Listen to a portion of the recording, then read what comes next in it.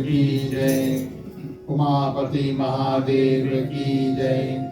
पवन सुत हनुमान की जय। राधे प्रिय कृष्ण चंद्र की जय। रामायण महारानी की जय। सनातन विश्व धर्म की जय। बोलो भाई सब संतन की जय। उपस्थित आदरणीय श्रोतागण, इस साल के श्री रामनवमी के हम और आप छठे पर्व, छठे दिवस में पहुंच चुके हैं।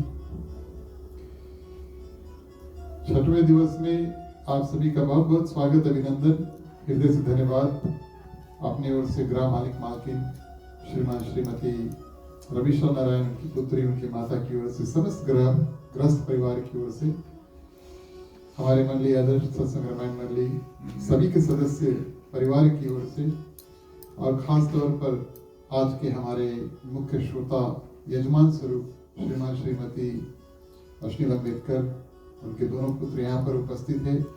इन सभी की ओर से आपको विशेष रूप से स्वागत और हृदय से धन्यवाद। आप सभी को अपना समय को निकाल कर और समय से यहाँ पर आए। चलिए, नियम अनुसार जो भी नियम मिष्टान भोग इत्यादि है सभी को मिलकर के भाव के साथ में अर्पण करेंगे। मुख्य श्रोता पहले, उसके बाद में जो लोग प्रसाद लेकर आए हैं कृपया सभी को आगे आ जाए।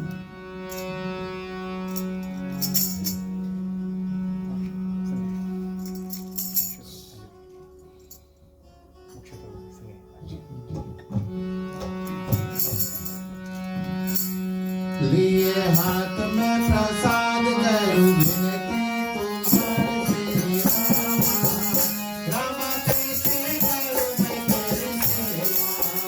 लिए हाथ में प्रसाद करूं विनती तुम्हारे श्री राम कैसे करूं मैं तेरी सेवा।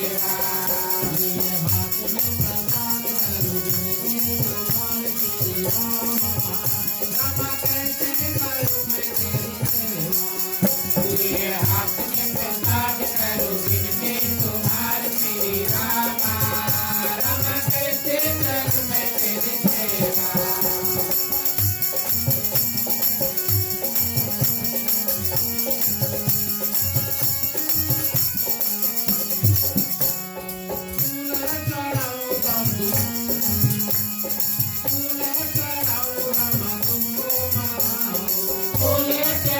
में प्रसाद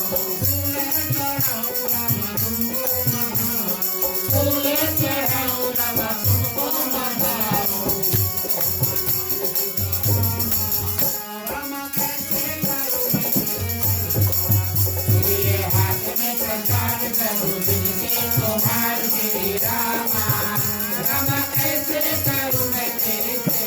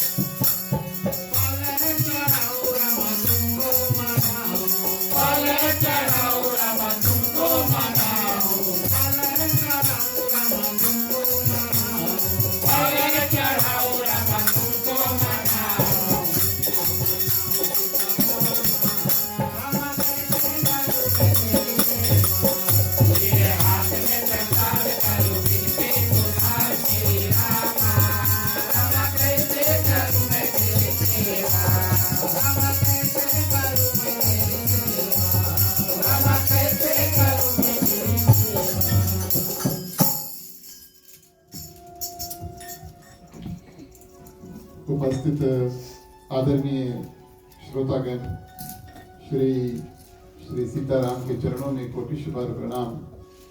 हनुमान जी को वंदन और उनको धन्यवाद। हमेशा की तरह हमारे और आप जैसे भगवान श्री रामचंद्र जी के जो भक्त होते हैं उनको विशेष रूप से श्री हनुमान जी आशीर्वाद प्राप्त कराते हैं और उसके उपरांत अनुमति देते हैं कि जाओ, आज आपका भाग्य जो है वो रामचरितमानस, राम कथा, भगवान श्री रामचंद्र जी की जो महिमा है उसको स्मरण करने का अवसर प्राप्त हुआ। क्योंकि हनुमान चालीसा में कहा गया, राम द्वारे तुम रखवारे, होतन आज्ञा बिनु पैसारे। आप सभी के ऊपर आज हनुमान जी की कृपा हुई, उस कृपा के हेतु श्री सीताराम आप सभी के हृदय में विराजमान हुए, उसको हम प्रणाम करते हैं। आज भी हमारे गृह परिवार जो है श्रीमान श्रीमती रविशा नारायण जी, उनकी पुत्री और उनकी माता की ओर से आप सभी को यहाँ पर बहुत बहुत स्वागत और हृदय से धन्यवाद। उनका अपना मंडली का निमंत्रण जो है स्वीकार करके आप सभी को यहाँ पर आए और उनकी आंगन की जो शोभा है उसको बढ़ाएं।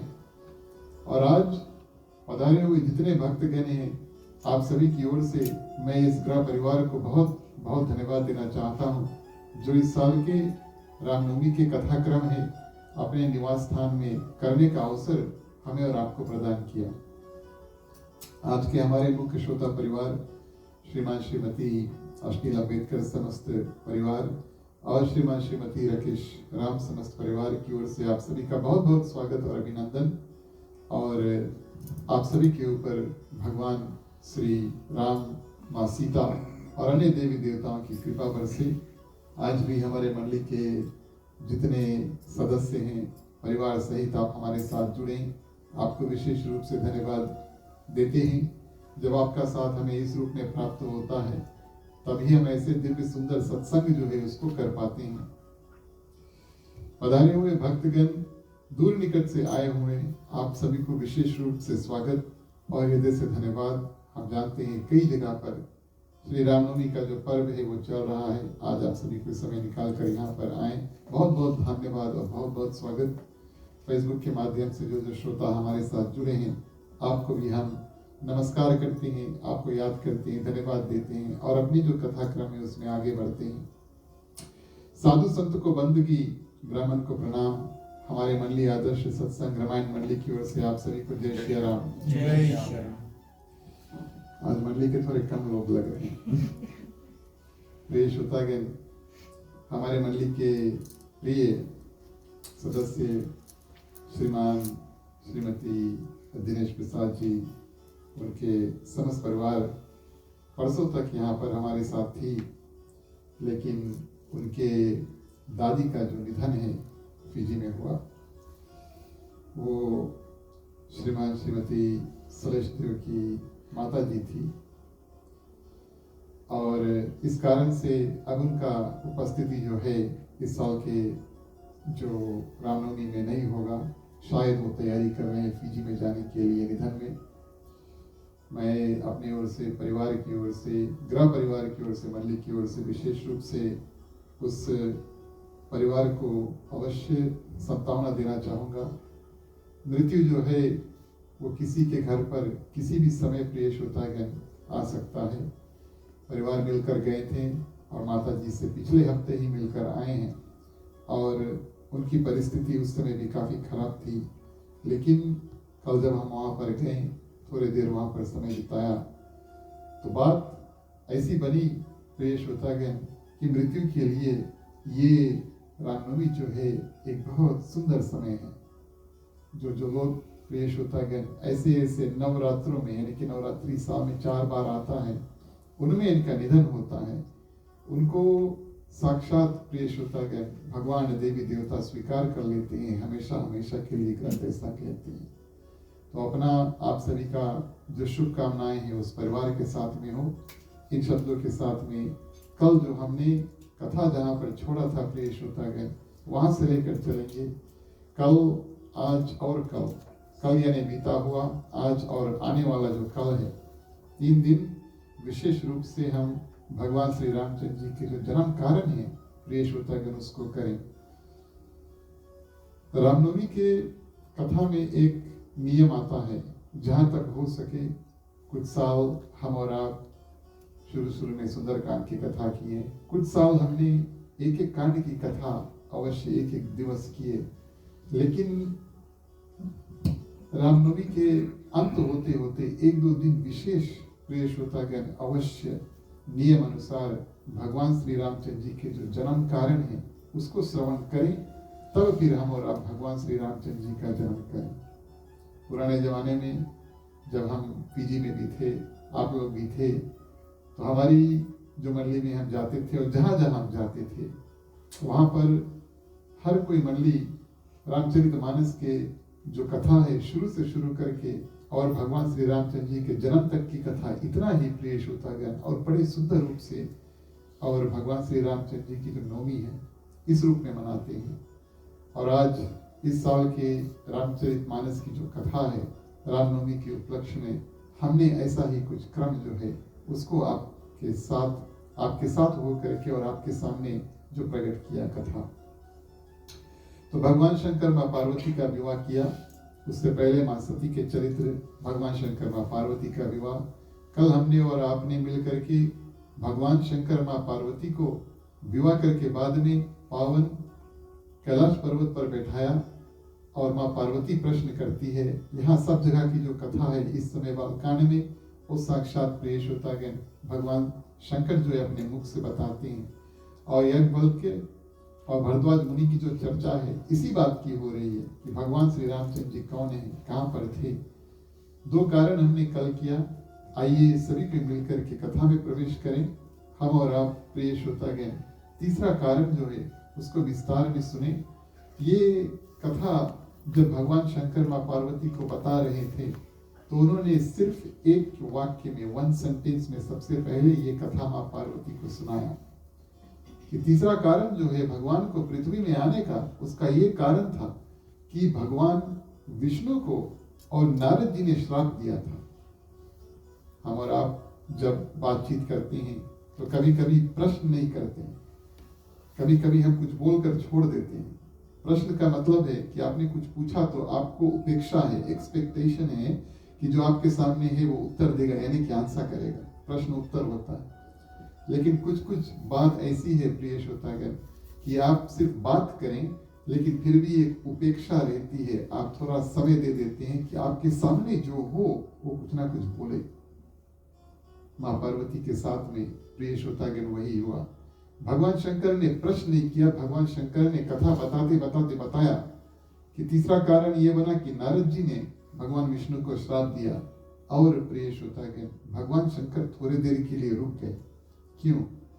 कथा के जो प्रेमी है प्रिय श्रोतागण, जो भगवान श्री रामचंद्र जी के चरित्र को पावन रूप में सुनना चाहते हैं, जिज्ञासा भाव से सुनना चाहेंगे, वो कथा के बारे में पूछेंगे, वो कथा में आएंगे। जैसे आप सभी को आज बड़े श्रद्धालु रूप में यहाँ पर प्रस्तुत हुए।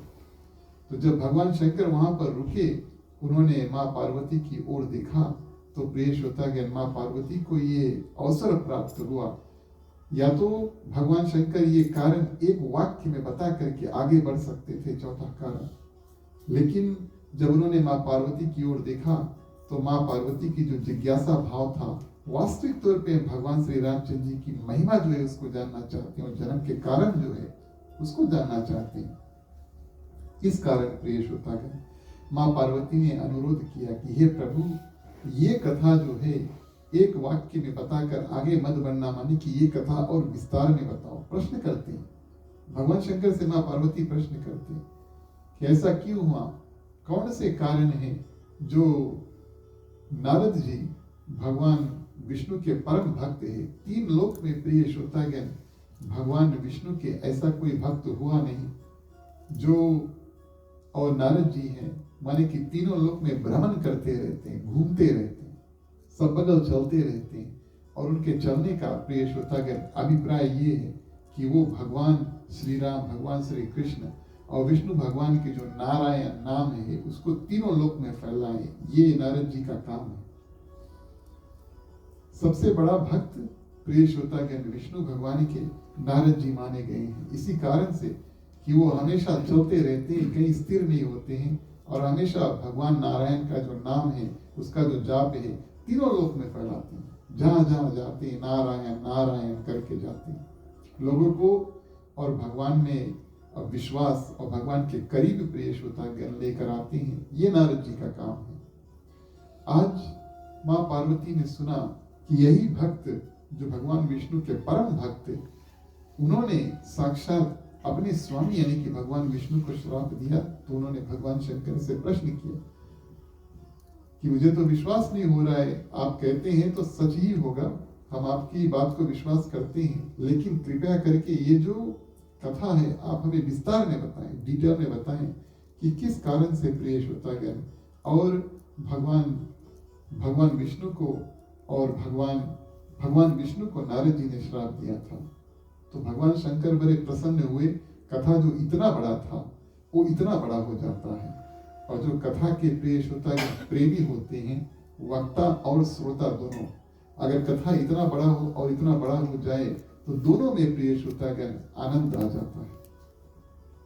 इस भाव से भगवान शंकर ये कथा जो है वो बताना प्रारंभ करते हैं। कहते हैं कि घूमते घूमते चलते चलते नारद जी एक दिन पृथ्वी पर और एक गुफा में, एक पहाड़ की गुफा में गए। उनको वातावरण जो एनवायरमेंट था प्रिय श्रोतागण, जो वातावरण था बहुत सुंदर लगा।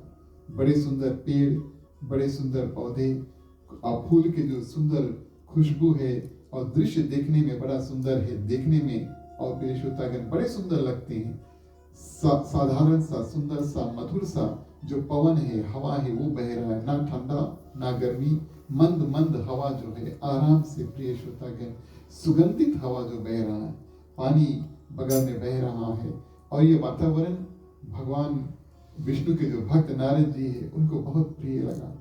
ऐसे वातावरण जो प्रिय श्रोतागण देखते हैं और सबसे पहले भगवान का ध्यान करते हैं और सोचते हैं नारद जी की चलो बैठ करके यहाँ पर भगवान का ध्यान बड़े सुंदर साधारण रूप में यहीं पर बैठ कर करें। भगवान का ध्यान करने के लिए, भगवान की पूजा करने के लिए प्रिय श्रोतागण कोई सुंदर स्थान आपको मिल जाए, कोई सुंदर समय प्राप्त हो जाए, कोई सुंदर अवस्था प्राप्त हो जाए। देखिए वहां पर आश्रम नहीं था, कुछ नहीं था, ना मूर्ति था, कुछ नहीं था। नारद जी ने उस वातावरण को ही देखा, उसके हृदय में ऐसी भावना आई कि ये तो बहुत उचित स्थान है कि यहाँ पर बैठ करके और भगवान नारायण का जो नाम है उसका गुणगान करें और भगवान का जो ध्यान है उसको करें।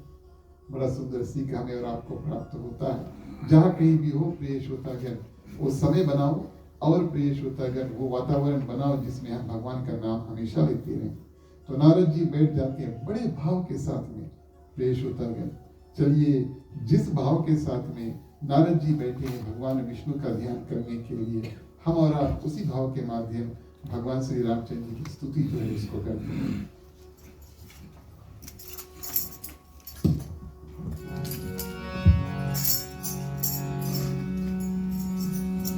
श्री रामचंद्र कृपालु भजन हरण भव भय कारुणम कहो कांच लोचन कांच मुख कर कांच कज कारुणम श्री रामचंद्र कृपालु भजन हरण भव भय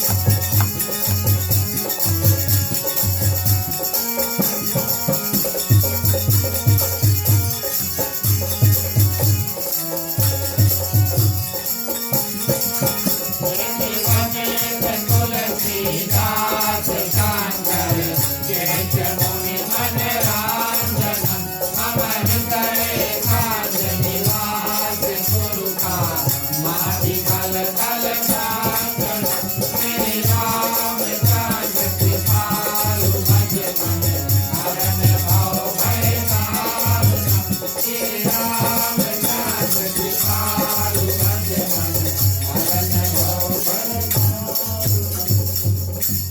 बोलिए सियावर रामचंद्र की जय।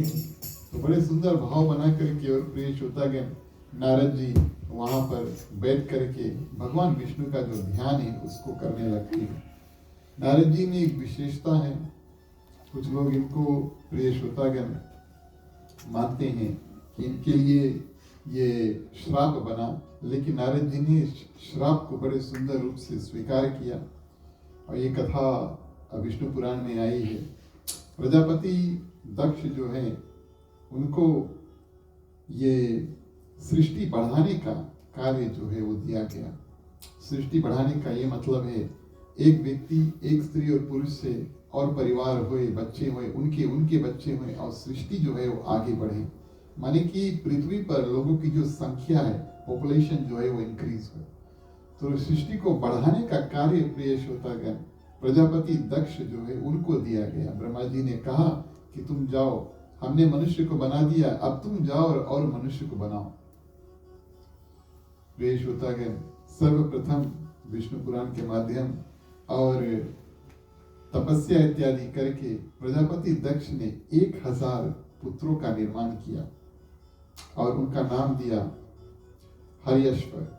ऐसा नाम प्रिय श्रोतागण, सुंदर नाम, उन सबको नाम दिया और 1000 पुत्र जो उनके थे उनसे कहा कि मैंने आपका निर्माण किया है, पिताजी हमारे लिए क्या आज्ञा है, पृथ्वी के कोने कोने में जाओ और तुम सृष्टि जो है उसको आगे बढ़ाओ और मनुष्य बनाओ, स्त्रियां इत्यादि, ताकि बच्चे इत्यादि और जो पृथ्वी का जो पॉपुलेशन है वो बढ़ते रहे। सृष्टि को और आगे बढ़ाने का कार्य उनको सौंप दिया प्रिय श्रोतागण।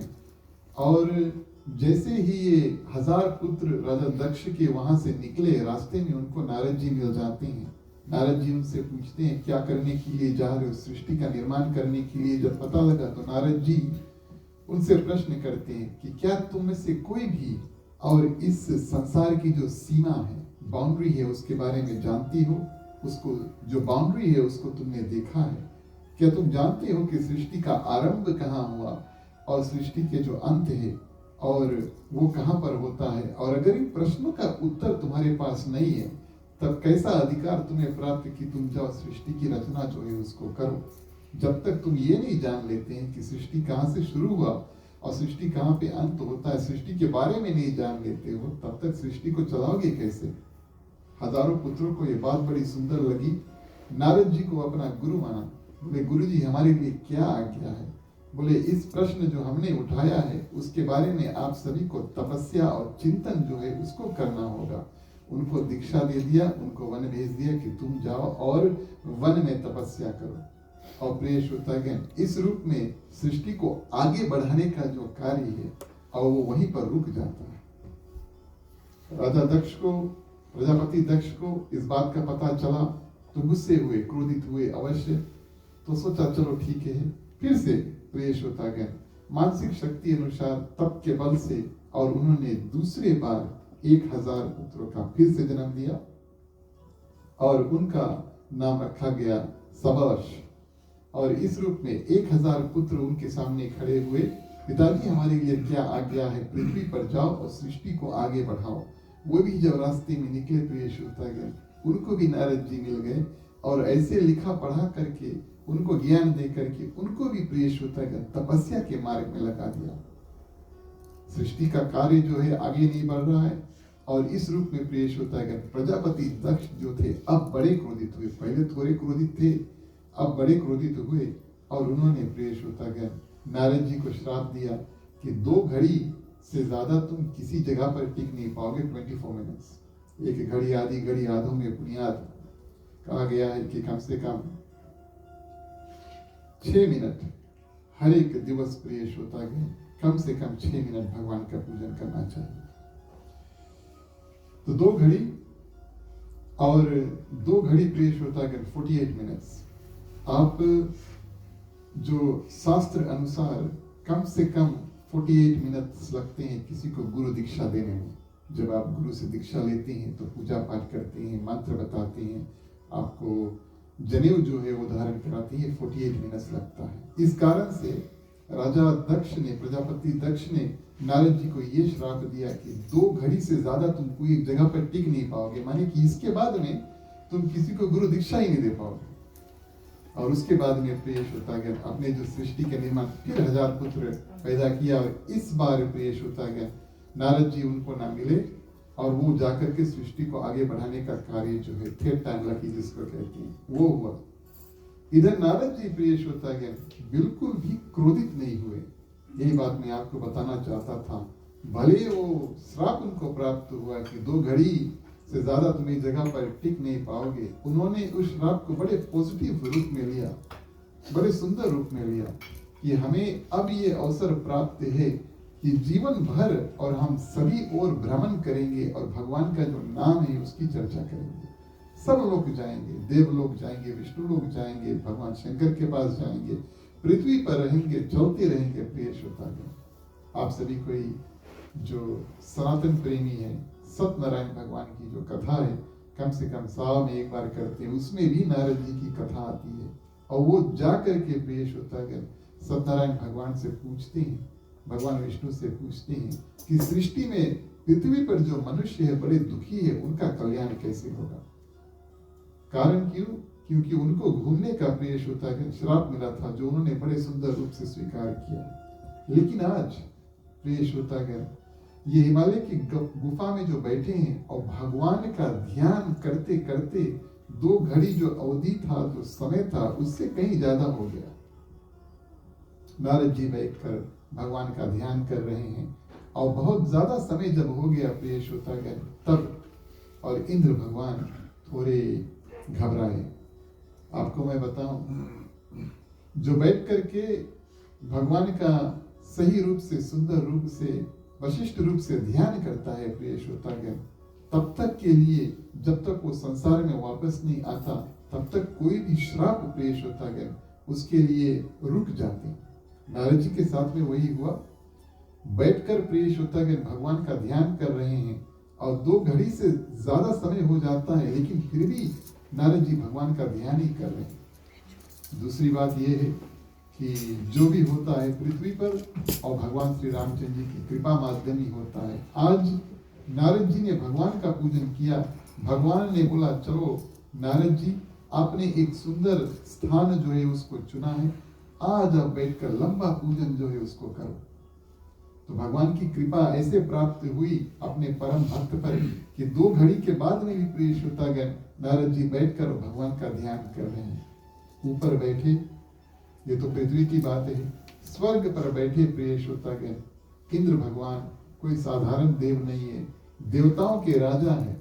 लेकिन ऐसे ऐसे कार्य जब देखते हैं कि कुछ अलग हो रहा है तो वो घबरा जाते हैं। उनको डर इस बात का है कि शायद नारद जी तपस्या में ऐसे लीन हो गए और वो मेरा जो आसन है, इंद्र आसन जो है, उसको चाहते हैं। देखिए जैसे एक देश का जो प्राइम मिनिस्टर है वो बदलते रहता है ना, जब इलेक्शन होता है तो कभी कभी प्राइम मिनिस्टर भी बदलता है। उसी प्रकार मैं आपको बताऊं, स्वर्ग में भी इंद्र जो व्यक्ति है वो अलग अलग व्यक्ति आते हैं और इंद्र जो आसन है उसके ऊपर बैठते हैं। वहां पर भी इलेक्शन होता है, देवताओं में मीटिंग होता है, इलेक्शन होता है और किसी एक व्यक्ति को वो चुनते हैं कि तुम जाओ। काफी समय के लिए अब इंद्र भगवान का जो पदवी है और उनका जो मुकुट है, उनका जो स्थान है बैठने का, सिंहासन है, अब इस पे तुम जाकर के बैठो। कई ऐसे राजा प्रिय श्रोतागण पृथ्वी पर उनको यह अवसर प्राप्त हुआ कि आप जाए स्वर्ग में और राजा बने, ये शास्त्र में ऐसा आया है। लेकिन जो लोग ऐसे कुर्सी पर जाकर के बैठ जाते हैं उनके दिल में घबराहट भी होता है कि कोई और मेरे बाद में आएगा। पॉलिटिशियंस में ऐसा होता है ना। इस कारण से प्रिय श्रोतागण, और जब इलेक्शन इत्यादि आता है आपको बहुत बातचीत सुनने को मिलेंगे, करने को मिलेंगे, आपके पास मिलने के लिए आएंगे। इलेक्शन के बाद में आए ना आए, लेकिन इलेक्शन के पहले अवश्य हमारे और आपके पास आएंगे। तो इस रूप में प्रिय श्रोतागण इंद्र भगवान घबराते हैं, और जब इंद्र भगवान घबराते हैं, सोचते हैं कुछ खतरा है, शायद नारद जी आकर के इंद्र आसन पर बैठना चाहते हैं और मुझे यहाँ से अपनी पद से, अपनी कुर्सी से प्रिय श्रोतागण निकलना होगा। कामदेव को बुलाते हैं, कामदेव से कहते हैं कि तुम जाओ और पृथ्वी पर देखो, नारद जी इतने देर से ध्यान कर रहे हैं, तुम इनके जो ध्यान है और इसको हटाओ, मुझे डर है कि मेरा जो आसन है वो चाहते हैं। कामदेव एक देवता है और इंद्र प्रिय श्रोतागण देवताओं का राजा है। माने कामदेव का ये कर्तव्य बनता है कि अच्छा हो, बुरा हो, सही हो या गलत हो, और अपने राजा के जो आदेश है उनको मानना, ये कामदेव का कर्तव्य होता है। इस कारण से प्रिय श्रोतागण कामदेव जाते हैं, अकेले नहीं अपनी पूरी सेना को लेकर जाते हैं और कोशिश करते हैं नारद जी को प्रिय श्रोतागण उनके जो ध्यान है उसको भंग करने के लिए। पृथ्वी का वातावरण इतना सुंदर और दिव्य बना देते हैं प्रिय श्रोतागण, अप्सराएं पृथ्वी पर आ जाती हैं और नारद जी के सामने नृत्य, मृदंग इत्यादि, बाजा, सुंदर गीत, नाच इत्यादि, और प्रिय श्रोतागण कामदेव और उनके जो साथी आए हैं, अप्सराएं आते हैं, वो वातावरण बिल्कुल कामाकुल बन जाता है। लेकिन नारद जी का जो ध्यान है बिल्कुल टूटता नहीं। कारण मैं आपको बताऊं, जो भी कोई प्रिय श्रोतागण बैठा है, भगवान का जो ध्यान करता है, उसका ध्यान तब तक नहीं टूटता जब तक भगवान की कृपा उनके ऊपर प्राप्त नहीं होती। भगवान कहते हैं कि अब तुम्हारा ध्यान हट सकता है, तभी होता है।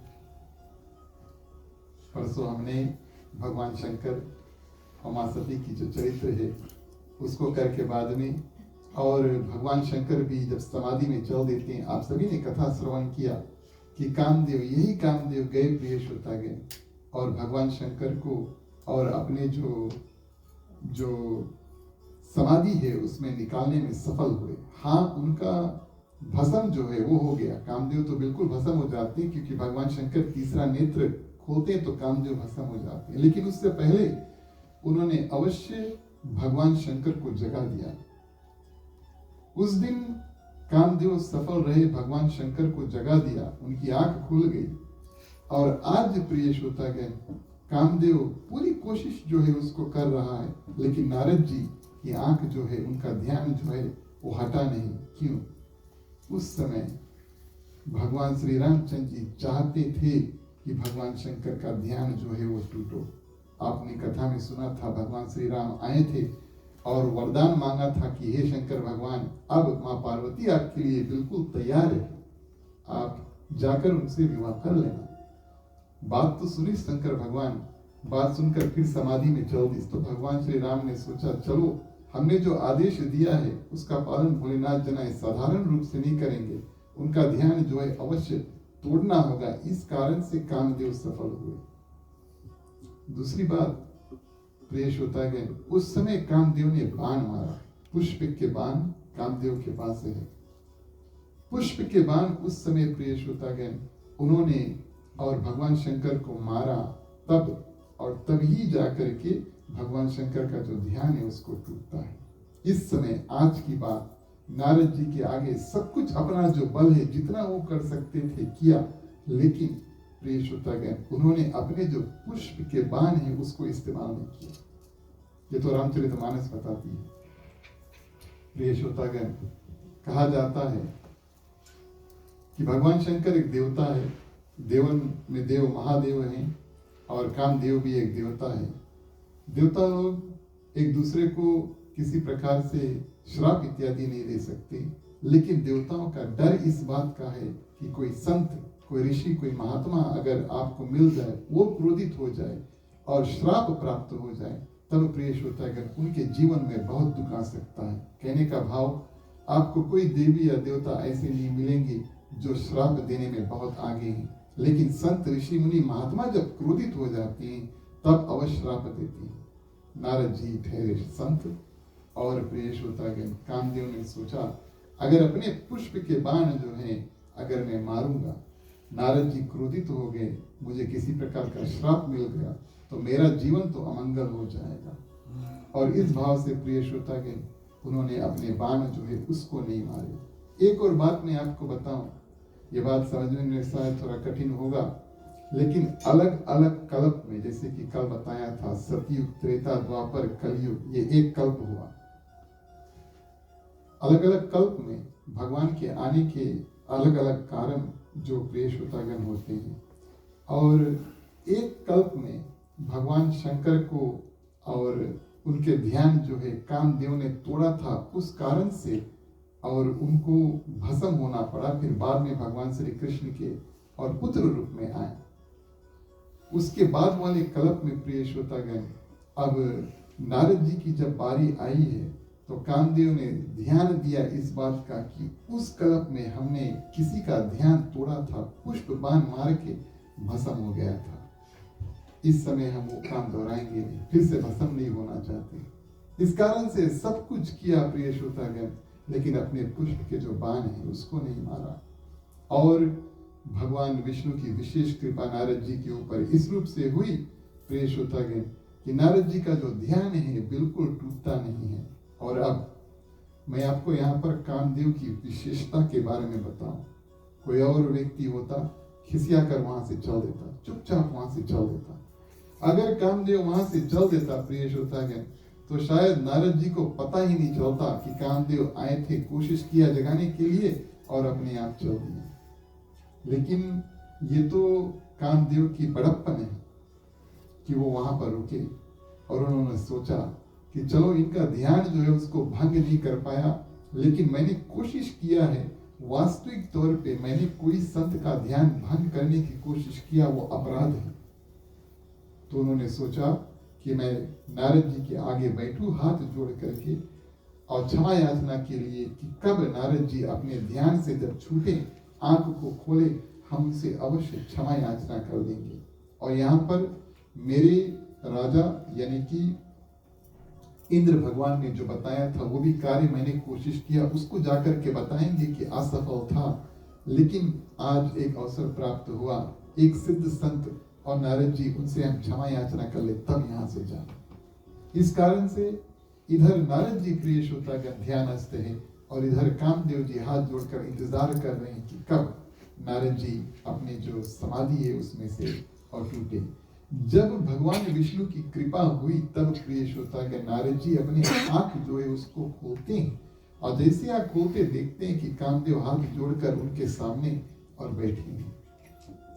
कामदेव देखते हैं नारद जी जब जागते हैं प्रिय श्रोतागण अपनी समाधि से चरणों में पड़ जाते हैं, क्षमा याचना मांगते हैं। किस बात का क्षमा? क्योंकि नारद जी को वास्तविक तौर पे कुछ पता नहीं, इतने ध्यानस्थ थे भगवान में कि इतना सब कुछ प्रिय श्रोतागण हुआ। कानों में उनकी दुदुम्बी जो है इत्यादि इत्यादि सुनाई देना चाहिए था, कुछ नहीं सुनाया। ये भगवान की कृपा हुई, इतने ध्यानस्थ थे। चलो ठीक है। और इस भाव से प्रिय श्रोतागण कामदेव ने बताया, ये प्रभु मेरे जो स्वामी है इंद्र भगवान ने मुझे भेजा, आपका जो ध्यान है उसको भंग करने के लिए। मैंने पूरी कोशिश किया लेकिन नहीं कर पाया, लेकिन मैं फिर भी रुका आपसे क्षमा याचना करने के लिए। तो नारद जी प्रिय श्रोतागण बोले कोई बात नहीं, आपने अपने जो राजा है उसकी बात जो है उसको माना और हम आप पे तनिक भी क्रोधित नहीं होते हैं। कामदेव बोले आज तो बाल बाल बच गए, बोले आज तो बाल बाल बच गए, नहीं तो अगर अभी ऋषि क्रोधित हो जाते तो पता नहीं हमारा क्या होता। शायद वैसे भी जानबूझकर भस्म कर दिए, डर के मारे बैठे थे ना। बोले बाद में कोई तीसरा व्यक्ति अगर आकर बताता नारद जी को तो और क्रोधित होते, उससे अच्छा हम ही अपने आप माफी मांगना। सुंदर भावना है प्रिय श्रोतागण। हमने कोई पाप के कर्म किए, कोई गलती इत्यादि किया है, इसका प्रायश्चित और इसको अपनाना हमारा और आपका कर्तव्य है। तीसरा व्यक्ति जब आएगा बताएगा फलाना व्यक्ति ने ऐसा किया, तो वहां से फिर परिस्थिति और बात जो है वो बिगड़ जाती है। तो यहाँ पर कामदेव दिखलाते हैं गलती हमने किया, इसका प्रायश्चित हम ही करेंगे। कोई तीसरा व्यक्ति नहीं नारद जी के पास आके बताएंगे, हम ही बताएंगे। नारद जी को समझा बुझाकर और कामदेव को प्रिय श्रोतागण भेज दिया।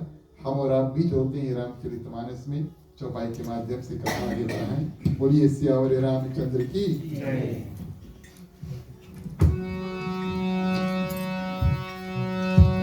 प्यारे प्यारे श्रोतागण आओ चले,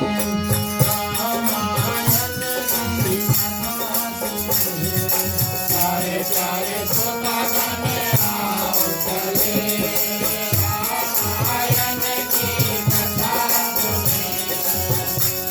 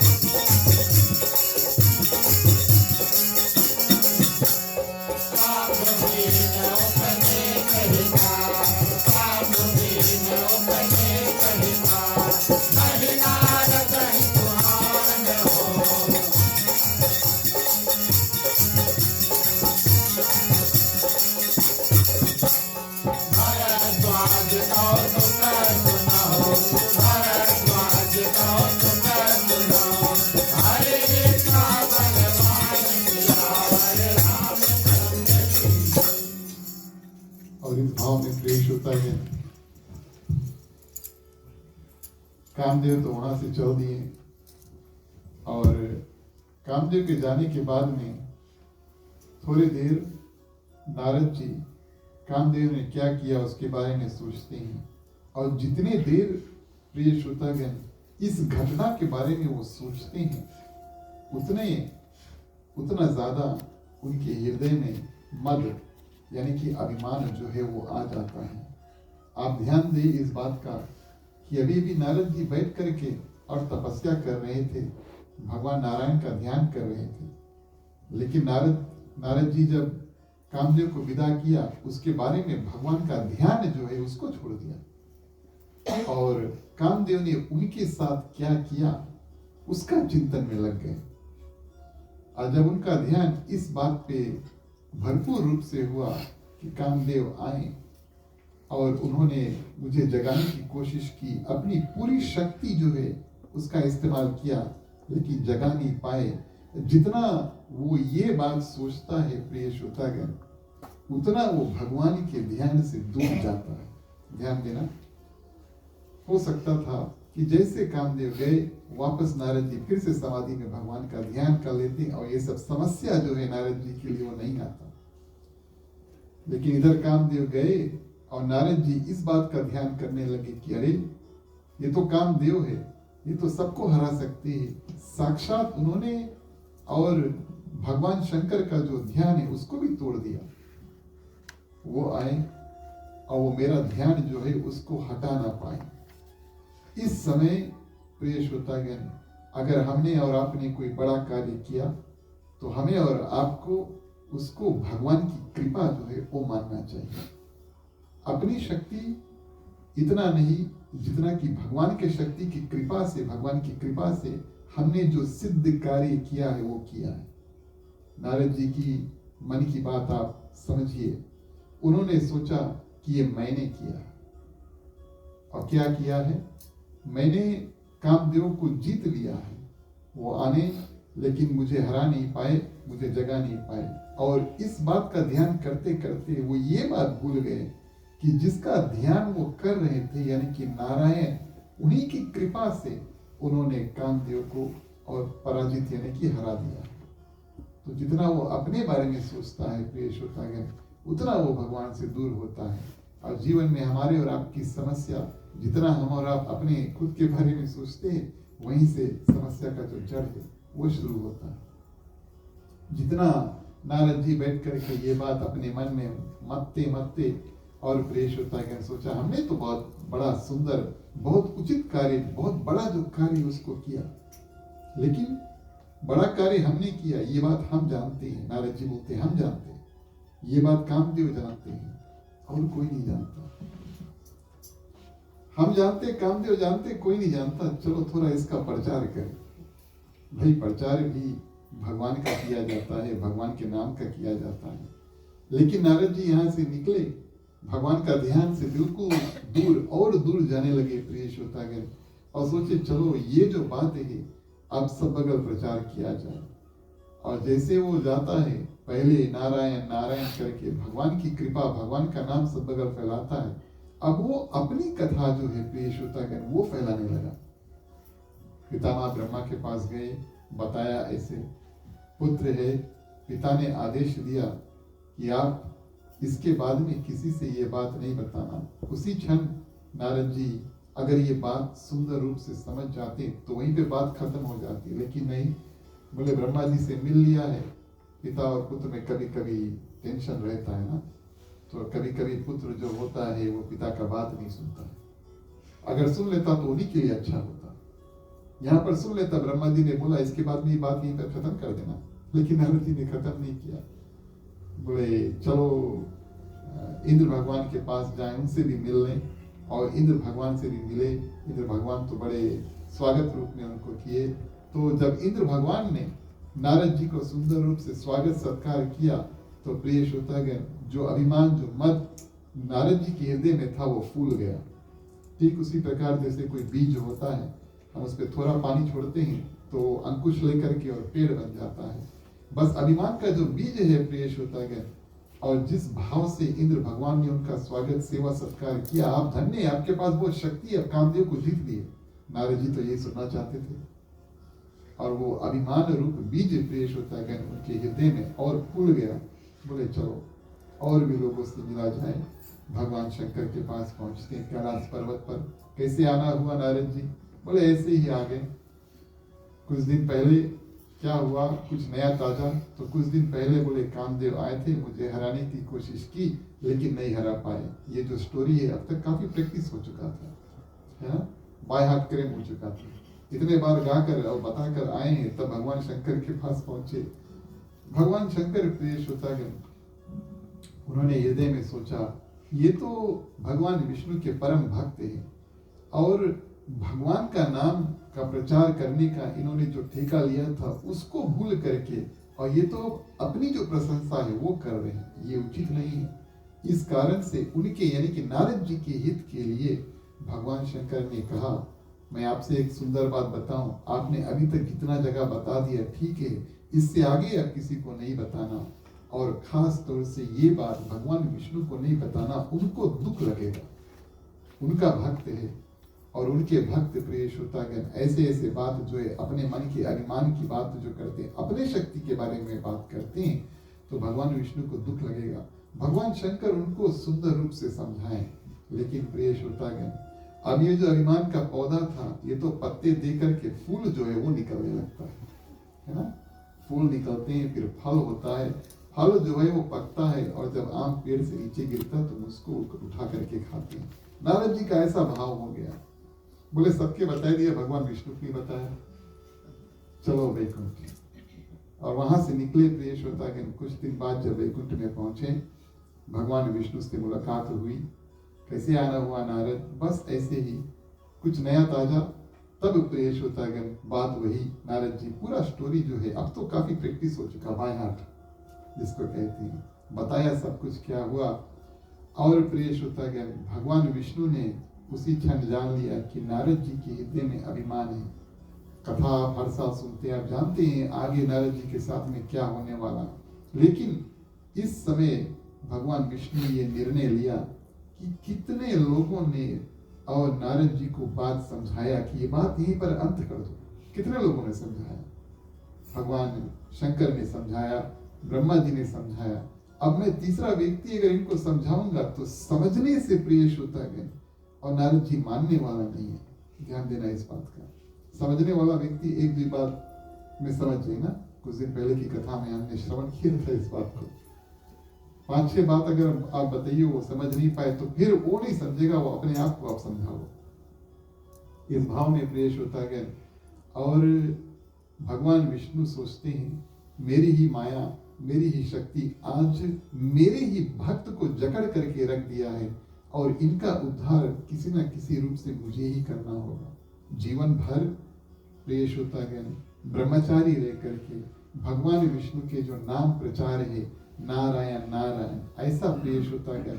और नारद जी ने संकल्प लिया, और जब कोई भक्त भगवान की संकल्प ले लेता है दृढ़ता से, हृदय में विश्वास रख करके, तब उस संकल्प को प्रिय श्रोतागण आगे बढ़ाने के लिए और कायम रखने के लिए कि वो कंटिन्यू होए, इसका उत्तरदायित्व यानी कि रिस्पॉन्सिबिलिटी वापस भगवान के ऊपर आ जाता है।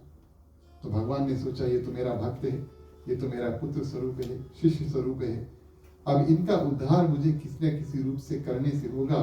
अपने मुख से मैं कुछ बताऊंगा, इनको समझाऊंगा, ये मानने वाला नहीं है, मुझे कुछ कर्म ही करने होंगे।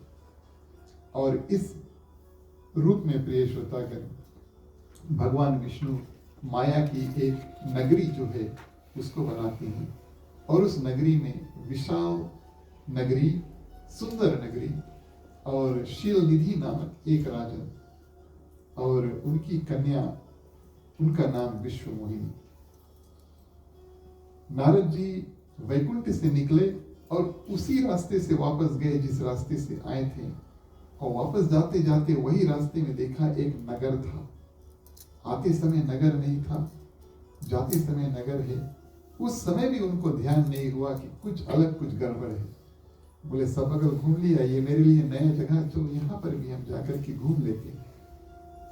और ये जो स्टोरी हम सबको बता रहे हैं, यहाँ पर भी हम बता दें, कोई नया जगह मिला ना, इस रूप में प्रिय श्रोतागण वो पहुंचते हैं और तुरंत ये जो नारद जी है जब कभी जाते हैं किसी से मिलने के लिए तो सीधे राजा के पास जाते हैं, क्योंकि सब जानते हैं कि नारद जी कौन है, भगवान के परम भक्त हैं।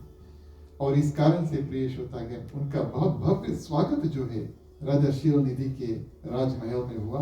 राजा ने आसन दिया, अर्चन किया और पूजा पाठ इत्यादि करके अपनी जो कन्या है प्रिय श्रोतागण जिनका नाम था विश्व मोहिनी, उनको बुलाया और नारद जी से कहा कि आप तो सिद्ध संत हैं और आप इनकी हाथ रेखा जो है उसको देखकर आप हमें बताएं कि कुछ सीधा कुछ उल्टा, इसको कैसा वर इत्यादि कौन सा रूप प्राप्त होगा, आप इनकी जो हॉरोस्कोप है वो देखकर हमें बताएं।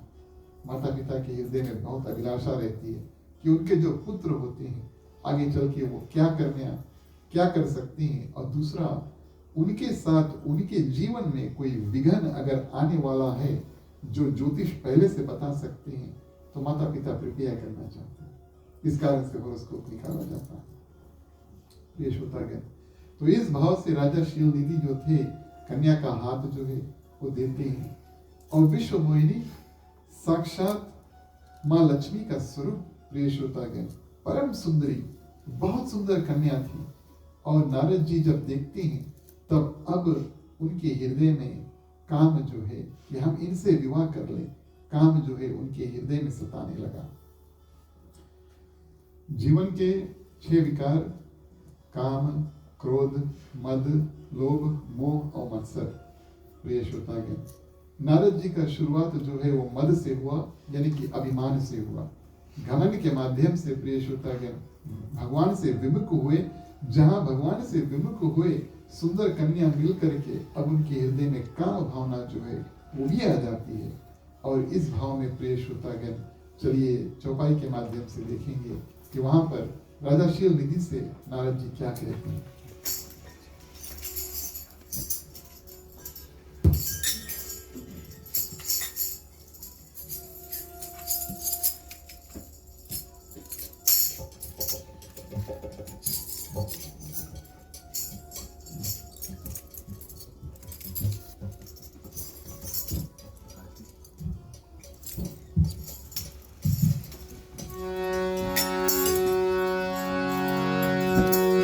नहीं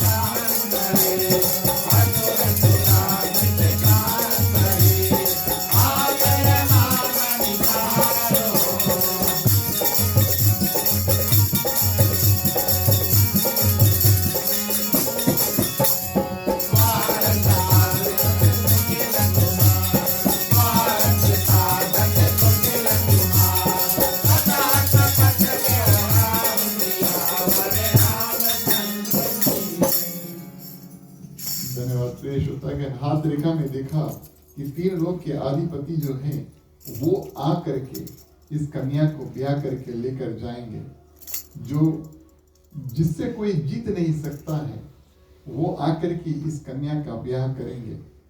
और प्रिय श्रोतागण,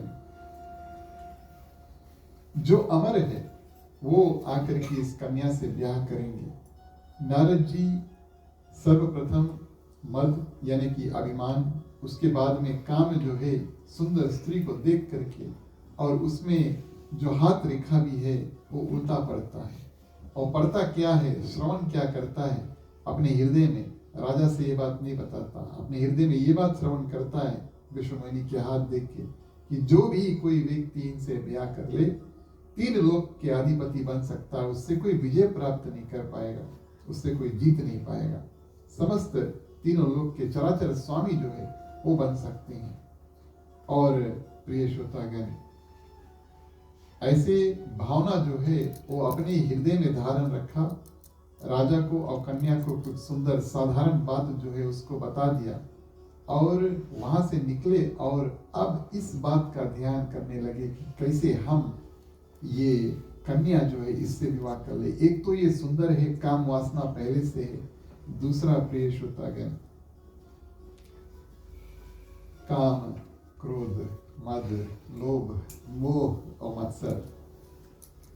और लोभ प्रिय श्रोतागण अब नारद जी को सताने लगा कि पूरा सृष्टि जो है, 3 लोक जो है मेरे अधीन हो जाए, क्योंकि जो भी कोई इस कन्या से ब्याह करेगा 3 लोक के अधिपति जो है वो बन जाएंगे।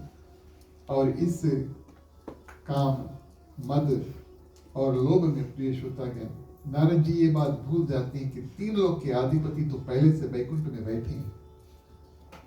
कैसे मैं इस कन्या से विवाह करूं? मेरा तो बहुत साधारण रूप है। भगवान विष्णु का तुरंत ध्यान करते हैं, और जैसे ध्यान करते हैं प्रिय श्रोतागण, वैसे भगवान विष्णु उनके सामने प्रकट हो जाते हैं। उस समय भी नारद जी को कुछ गड़बड़ नहीं लगा। पहले बहुत तपस्या किया, और नारद जी केंद्र में बैठ करके, गुफा में बैठ करके जब कामदेव आए थे, भगवान विष्णु ने दर्शन नहीं दिया।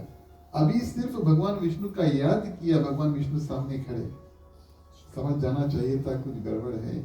भगवान विष्णु ऐसे थोड़ा ना आते, लेकिन फिर भी प्रिय श्रोतागण, कामायुद्ध और नारद जी विवाह करना चाहते हैं। भगवान से कहते हैं कि आप अपना रूप हमें प्राप्त करा दो, और हम उस कन्या से विवाह करना चाहते हैं। भगवान विष्णु बड़े सुंदर शब्द कहते हैं, जिस रूप में तुम्हारा विवेक होगा, जो रूप तुम्हारे लिए सही है, और वही रूप मैं तुमको दूंगा। लेकिन प्रिय श्रोतागण, नारद जी ने गलत सुना, और उन्होंने समझा कि नारायण अपना रूप हमें प्राप्त कराएंगे, और नारायण जो है बड़े सुंदर हैं, तो बड़े खुशी हुए, भगवान अंतर ध्यान हुए। वास्तविक तौर पर जैसे हम और आप एक बानर को जानते, मनुष्य का शरीर होता है, बंदर का मुख होता है, उस रूप में प्रिय श्रोतागण, और भगवान विष्णु ने नारद जी को रूप दे दिया। लेकिन ये बात कि नारद जी को उन्होंने बंदर का रूप दे दिया है, सिर्फ और सिर्फ भगवान विष्णु जानते हैं। सभा में जब नारद जी जाते हैं तो सभी को नारद जी साक्षात नारद के रूप में मिले। और भगवान शंकर जब से कैलाश पर्वत से प्रिय श्रोतागण नारद जी निकले थे, अपने 2 गण जो है नारद जी के पीछे पीछे भेज दिए कि तुम जाओ, हमें लगता है नारद जी का यहाँ से कल्याण नहीं होगा, उसको अगर तुम दोनों बचा सकते हो तो कृपा करके बचा लेना। तो नारद जी के साथ में प्रिय श्रोतागण उनके पीछे पीछे 2 शिवगण और भगवान विष्णु, ये 3 ही व्यक्ति जानते हैं कि भगवान विष्णु ने उनको एक बंदर का सिर दे दिया। बचे कुछ लोगों को साक्षात नारद जी दिखे। विश्वमोहिनी का स्वयंवर हुआ। पता है कि जो कन्या है अपना वर जो है अपने आप सेलेक्ट करेगी, और इस रूप में प्रिय श्रोतागण स्वयंवर जो है वो रचा गया कि जो भी कोई राजा को विश्वमोहिनी जो है वो हार पहनाए, और वही प्रिय श्रोतागण उसको ब्याह करके लेकर जाए। नारद जी के साथ में बहुत कौतुक हुआ, सबसे आगे बैठ गए। जैसे विश्वमोहिनी इधर से आने वाली है, सबसे आगे कुर्सी पर बैठ जाते। बोले चलो ठीक है, जैसे हमें देखेंगी हमारी के गले में माला डाल देंगी, आगे जाने की आवश्यकता नहीं है। और विश्वमोहिनी जब हलती है प्रिय श्रोतागण, सभा में देखती है कोई बंदर का मुख लेकर के बैठा है तो मुख सीधा घुमा लेती है, बोले मैं तो यहाँ पर शुभ कार्य करने के लिए आया हूँ, पिताजी ने किसको बुला लिया यहाँ पर? और नारद जी सोचते हैं शायद उन्होंने हमें देखा नहीं, इस कारण से प्रिय श्रोतागण जैसे जैसे विश्व मोहिनी आगे बढ़ते हैं, नारद जी उनसे और आगे बढ़ते हैं। विश्व मोहिनी सोचती है बंदर तो पीछा नहीं छोड़े।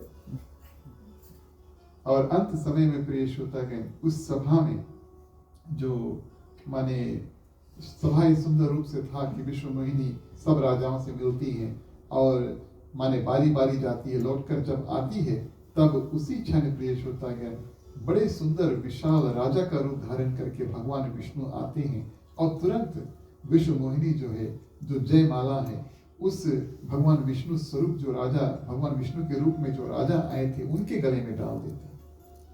और इस सुंदर रूप में उन दोनों का विवाह इस माया की नगरी यानी कि शीलनिधि की नगरी में हुआ। नारद जी बड़े घबराए, वहां से निकले, सभा में से निकले प्रिय श्रोतागण, और रास्ते में जब जा रहे हैं सोचते हैं कि भगवान ने तो कहा था कि अपना रूप देंगे, मैंने ऐसा समझा, ऐसा सुना, मेरे साथ ऐसा क्या हुआ? तो जो दो शिवगण थे भगवान शंकर ने भेजा था वो, क्योंकि नारद जी आप अगर वीडियो में देखेंगे तो दो कतार है, माने कि राजा जो है इधर बैठे किधर बैठे, दोनों एक दूसरे को फेस करते हैं ना, ऐसे। तो जो विश्व मोहिनी है एक बगल से शुरू करती है, पूरा यूटर्न मारती है, तब भगवान विष्णु राजा के रूप में आते हैं, जयमाला डालते हैं। तो नारद जी एक कतार यानी कि एक रो में बैठे हैं, लेकिन जो शिवगण है वो दूसरे पार होते हैं और इशारा के माध्यम से, माने कि हैंड सिग्नल्स के माध्यम से वो नारद जी को बताना चाहते कि तुम यहाँ से जाओ, तुम्हारा कल्याण होने वाला नहीं है। लेकिन शिवगण को देख करके और प्रिय श्रोतागण नारद जी ये बात भी नहीं समझ पाए कि मेरे साथ क्या हो रहा है। बाद में जब शिवगण मिलते हैं तब उनसे कहते हैं अपना तनिक अपना चेहरा तो देखो, अब अपने आप समझ जाइए। और पानी में जब अपने आप अपना चेहरा जो देखते हैं नारद जी, तब देखते हैं कौन सा रूप प्रिय श्रोतागण और भगवान विष्णु ने वास्तविक तौर पे उनसे दिया। अब शुरू हुआ प्रिय श्रोतागण अभिमान यानी कि मद से, उसके बाद में अभिमान के बाद में आया काम और लोभ, और अब आता है प्रिय श्रोतागण क्रोध। अब आता है क्रोध, अब आता है गुस्सा। जब हमें और आपको जीवन में जब हम कभी कभी कुछ चाहते हैं, उपेक्षा करते हैं, एक्सपेक्टेशन रखते हैं और उसकी पूर्ति नहीं होती है, तो ये हमारा और आपका स्वभाव है कि शायद हृदय में गुस्सा जो है वो भी आए। नारद जी के साथ में भी ऐसा हुआ। वो बहुत बहुत चाहते थे कि विश्व मोहिनी से वो विवाह कर ले और उन्होंने यत्न भी किया, नारायण जी से उनका जो रूप है वो भी मांगा, लेकिन इस बात की पूर्ति नहीं हुई। और प्रिय श्रोतागण अपना जब रूप देखते हैं तब समझ जाते हैं, उनके हृदय में ये बात ठन गई कि नारायण ने मेरे साथ छल किया, मैंने जो रूप मांगा था मुझे वो रूप नहीं दिया है, अब मुझे बंदर का रूप दे दिया है। और उन्होंने ऐसा भी समझा कि सब कोई सभा में मुझे एक बंदर का रूप में देखा और मेरी कितनी हंसी, कितनी खिल्ली हुई। वास्तविक तौर पे ये बात प्रिय श्रोतागण सिर्फ विश्व मोहिनी जो साक्षात माँ लक्ष्मी थी, भगवान विष्णु और भगवान शंकर के द्विगण, इतने लोग ही जानते थे। भगवान ने नारद जी की सुरक्षा जो है भरपूर रूप से किया। सब कोई नारद जी को देख करके हंसे ऐसा हुआ नहीं, लेकिन नारद जी ने ऐसा समझा, सब मेरे ऊपर देखकर हंस रहे थे, बंदर का रूप में रहकर वहां पर बैठ रहा था। और ये सब क्रोध प्रिय श्रोतागण अब कब भगवान मिले, वो क्रोध में निकलते हैं कि चलो भगवान के पास जाएंगे और उनसे पूछेंगे बहुत, और जाते जाते इतना ज्यादा क्रोध प्रिय श्रोतागण उनके हृदय में हो जाता है। और भगवान विष्णु जब नारद जी निकलते हैं नगरी से, तो भगवान विष्णु वही राजा के रूप में, विश्व मोहिनी के रूप में, और उनको रथ पर मिलते हैं और अपना जो रूप है उसमें परिवर्तन करते हैं, माने कि वही विश्व मोहिनी माँ लक्ष्मी बनती है और वही राजा प्रिय श्रोतागण भगवान विष्णु बनते हैं। फिर वापस राजा के रूप में आ जाते हैं, फिर वापस भगवान विष्णु के रूप में आ जाते हैं। तब नारद जी ने ऐसा हृदय में माना कि मेरा विवाह इन्होंने होने नहीं दिया, क्योंकि ये खुद विश्व मोहिनी से विवाह करना चाहते थे। उसके हृदय में ये भी बात ठन गया और इस माध्यम से उनका जो क्रोध है प्रिय श्रोतागण, उसका कोई सीमा नहीं रहा। हमारे और आपके मन में जब क्रोध आ जाता है, या तो प्रिय श्रोतागण आंख बात करते हैं, कभी कभी लोग गुस्सा करके रोने भी लगते हैं, आपने शायद देखा होगा। या तो हाथ बात करेंगे क्रोध में, गुस्सा में ना, या तो लात बात करेंगे, ऐसा ना हो तो उचित है। या तो प्रिय श्रोतागण हमारे और आपके मुख बात करेंगे, माने कि मुंह से शब्द निकलेंगे। और नारद जी के साथ में यही हुआ, ना हाथ का इस्तेमाल किया, ना लात का इस्तेमाल किया, लेकिन प्रिय श्रोतागण अपने मुख जो है उसका इस्तेमाल किया और भगवान विष्णु को विशेष रूप से यहाँ पर और अनाप शनाप कहने लगते हैं, गाली इत्यादि देने लगते हैं। और इस रूप में भगवान विष्णु को श्राप प्रिय श्रोतागण देते हैं कि जैसे आपने और मनुष्य का शरीर धर के आए हैं और मेरी जो कन्या, मैं उनसे विवाह करना चाहता था, आपने उनसे विवाह किया है, वैसे मनुष्य का शरीर धर के आपको पृथ्वी पर जाना होगा। मैं चाहता था इस कन्या से विवाह करने के लिए, आपने विवाह होने नहीं दिया। मेरे लिए ये वियोग है, ये वियोग है। इस कारण से जब आप मनुष्य रूप में जाएंगे, आपको भी अपनी पत्नी से दूर जो है वो रहना पड़ेगा। आपने मुझे बंदर का जो रूप है प्रिय श्रोतागण वो दिया, उसका मुख दिया है, और यही बंदर उस जन्म में जब आप पृथ्वी पर जाएंगे तब आपके लिए ये आपके सहायक, आपके सहायता, आपके हेल्पर्स जो है वो होंगे। ऐसे ऐसे श्राप प्रिय श्रोतागण नारद जी देते हैं। भगवान विष्णु इस कल्प में बड़े सुंदर रूप से इस भक्त का ध्यान से सुने, क्योंकि हमेशा भगवान विष्णु जो है वो नारद जी से सिर्फ उनकी प्रशंसा ही सुने। लक्ष्मी मैया से बोले चलो आज इनकी थोड़ी गाली भी सुन लेते हैं। और अलग अलग कल्प में प्रिय श्रोतागण भगवान विष्णु कारण बटोरते हैं, किस कारण वो पृथ्वी पर आए, धर्म की स्थापना करें और अधर्म जो है उसको हटाएं। इस कल्प में नारद जी एक कारण बने। जब भगवान अपनी माया जो है उसको हटाते हैं, तब प्रिय श्रोतागण और नारद जी के हृदय से जो अभिमान था वो हट जाता है, जो काम भावना थी वो भी हट जाता है। और प्रिय श्रोतागण जो लोभ है कि तीन लोक के अधिपति हम बन जाए, जगतपति बन जाए, वो लोभ हट जाता है। और जब ये तीनों वस्तु हटती हैं तब प्रिय श्रोतागण उनका क्रोध बिल्कुल शांत हो जाता है। वहां माया की नगरी खत्म हो जाती है और विश्व मोहिनी खत्म हो जाती हैं। सिर्फ भगवान विष्णु और नारद जी एक दूसरे के सामने प्रिय श्रोतागण खड़े हैं। अब नारद जी को इस बात का एहसास हुआ कि भगवान ने और मेरी कृपा के लिए ये सब जो माया है उसको रचा। मैंने कितने संतों की, भगवान विष्णु की, भगवान शंकर की, ब्रह्मा जी की बात इत्यादि नहीं माना, लेकिन मेरा जो जड़ था, जो अवगुण था, भगवान ने ऐसे माया के नगरी जो है उसको रच करके प्रिय श्रोतागण निकाल दिया। प्रभु हमें क्षमा करना ऐसा करके प्रिय श्रोतागण भगवान के जो चरण है उसको पड़ जाते हैं और भगवान उनको उठाते हैं, कहते हैं कि हमने अपना कोई दोष नहीं माना, हम पृथ्वी पर आने का कारण जो है वो खोज रहे थे। आपकी कृपा से हमें कारण तो प्राप्त हुआ और विधि जो है, प्रोसेस जो है, हम जाकर वहां पर क्या करेंगे, कैसे करेंगे, आपके माध्यम से हमें श्रवण हुआ। मेरा प्रायश्चित कैसे होगा? मैंने आपको कितने गाली आज दिए भगवान विष्णु, मेरा प्रायश्चित कैसे होगा? तो विष्णु भगवान कहते हैं, मैं आपको बताऊं, भगवान विष्णु कहते हैं कि मैंने अपनी कोई गलानी नहीं मानी, लेकिन हाँ एक बात है, भगवान शंकर ने आपको बहुत विधि समझाया था, उसके उपरांत भी आप मेरे पास आए थे वही कहानी को लेकर के, तो आपने भगवान शंकर की जो बात है उसको तिरस्कार किया। आप जाओ 100 बार, यानी कि 100 बार भगवान शंकर के जो नाम है उसका उच्चारण करो, इसमें तुम्हारा कल्याण और इसमें तुम्हारा उद्धार जो है प्रिय श्रोतागण हो जाएगा। तो भगवान शंकर माँ पार्वती से बताते हैं इस भाव से, और भगवान श्री राम को पृथ्वी पे आने का ये तीसरा कारण जो है बड़े सुंदर रूप से बना। आज की कथा हमारा आप यहीं पर स्थगित करेंगे। ये तीसरा कारण था, बचे कुछ जो 2 कारण हैं वो आराम से हमारा मिलकर के कल करेंगे, और फिर अवश्य शुक्रवार को भगवान श्री रामचंद्र जी का जो पावन जन्म है उसको करेंगे।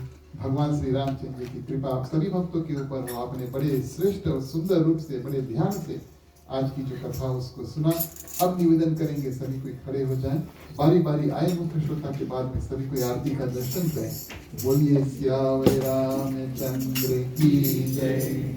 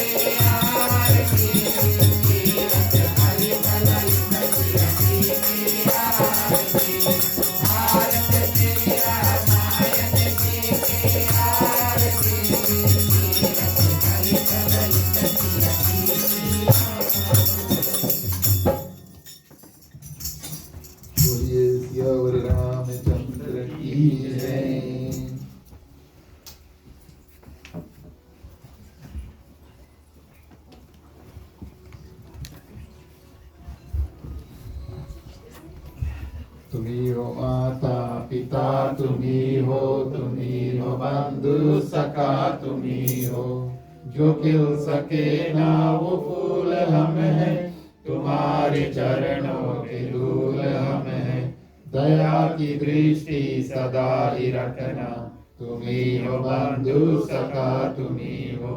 तुम्ही हो साथी, तुम्ही सहारे, कोई न अपना सिवा तुम्हारे। तुम्ही हो नैया, तुम्ही खेवैया, तुम्ही हो बंधु सखा, तुम्ही हो। तुम्ही हो बंधु सखा, तुम्ही हो।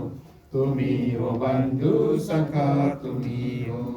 ओम कर्पूर गौरम करुणावतारम संसार सारं भुजगेन्द्रहारं सदा वसंतं हृदयारविंदे भवं भवानी सहितं नमामि। भवं भवानी सहितं नमामि। भवं भवानी सहितं नमामि। ओम मंगलम भगवान विष्णु मंगलम गरुड़ध्वजा मंगलम पुंडरीकाक्षो मंगलाय तनो हरि। सर्वमंगल मांगल्ये शिवे सर्वार्थ साधिके शरण्ये त्र्यंबके गौरी नारायणी नमस्तुते। नारायणी नमस्तुते। नारायणी नमस्तुते।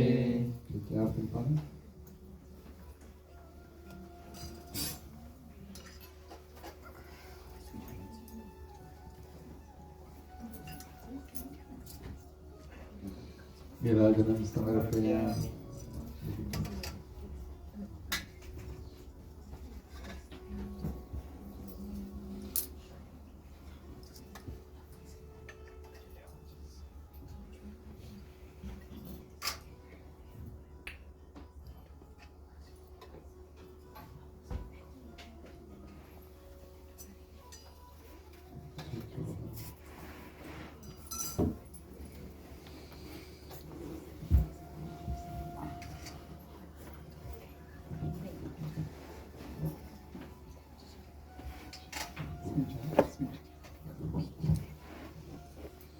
धन्यवाद प्रिय श्रोतागण।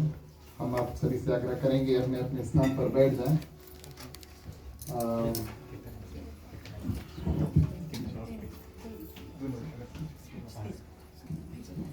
हमारे समक्ष में आर्यन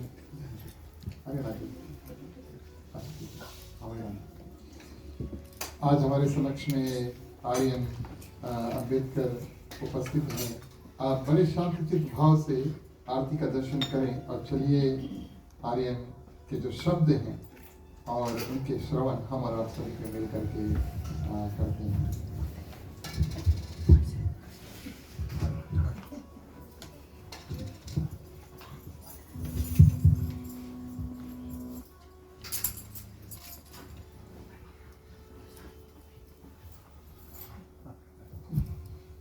आप सभी को जय सिया राम। जय श्री राम। आज मैं आपको आनंद रामायण के एक सुंदर प्रसंग सुनाऊंगा। ये कहानी अर्जुन और हनुमान जी की है, जो हमें अहंकार न करने की सीख देती है। पांडवों के वनवास के समय अर्जुन रामेश्वरम पहुंचे। वहाँ उन्होंने राम जी का सेतु देखा और गर्व से कहा, मैं तेरों से और मजबूत पुल बना सकता हूँ। वहीं एक बंदर बैठा था। उसने कहा, तेरों का पुल एक वानर का भालू भी नहीं से पाएगा। अर्जुन ने चुनौती दी और तेरों का पुल बनाया, लेकिन जैसे ही बंदर उस पर चढ़ा, पुल टूट गया। दूसरी बार भी ऐसा ही हुआ। अब अर्जुन बहुत शर्मिंदा हो गया और अग्नि में कूदने ही जा रही थे कि तब एक बालक वहां आया और बोला, एक बार और कोशिश करो। इस बार अर्जुन ने भगवान का ध्यान करके पुल बनाया। बंदर ने जोर से पुल पर कूदा, लेकिन पुल हिला भी नहीं। तब बंदर ने अपना असली रूप दिखाया। वो हनुमान जी थी और बालक भी कृष्ण के रूप में प्रकट हो गए। हनुमान जी ने अर्जुन को समझाया, तुम्हारे तीर मजबूत थी लेकिन तुम्हारा घमंड गलत था। जब तुमने भगवान पर विश्वास किया तब तुम सफल हुए। तो इससे हमें यह सीख मिलती है कि हमें कभी भी अपनी शक्ति या सफलता पर घमंड नहीं करना चाहिए। विनम्रता और भगवान पर विश्वास ही हमें सफलता देता है। धन्यवाद। जय श्री राम। बहुत बहुत धन्यवाद। ये थे हमारे समक्ष में आर्यन अम्बेडकर जी, जो आज के हमारे मुख्य श्रोता उनके बड़े पुत्र हैं। बड़े सुंदर रूप से आपने जो हिंदी की प्रस्तुति उसको किया। हमारा और आप सबका कर्तव्य बनता है कि बच्चों को जितना हो सके प्रोत्साहित करें, उनको ऐसे ऐसे कार्य में लगाए रखें प्रिय श्रोतागण, ताकि हमारी ये जो कड़ी जुड़ी है अपने पिता माता से, अपने आचार्य जी से, अपने गिरमिट के पूर्वज से, जो भारत से ये सब शिक्षा इत्यादि और ज्ञान विद्या इत्यादि लेकर आए थे, और हमारे जो बच्चे हैं इसके बाद में इसको आगे लेकर चले।